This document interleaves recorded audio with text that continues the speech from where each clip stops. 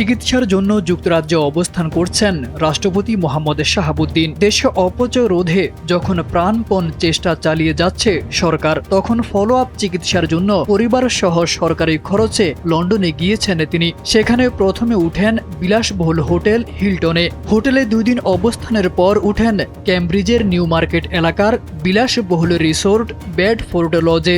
দৈনিক আমার দেশের এক প্রতিবেদনে লন্ডন হাই কমিশন সূত্রে এসব তথ্য জানা গেছে।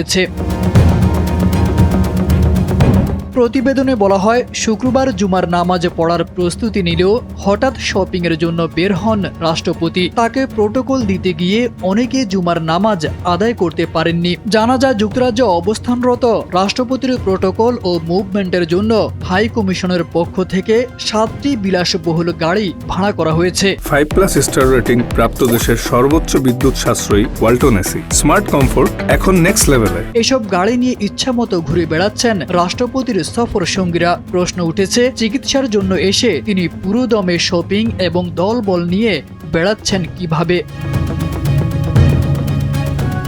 রাষ্ট্রপতির 9 দিনের বিলাসবহুল সফরে 2 ডজনের মতো সফর সঙ্গীর বিপুল ব্যয় নিয়ে ইতিমধ্যে সরকারি পর্যায়ে নানা প্রশ্ন তৈরি হয়েছে।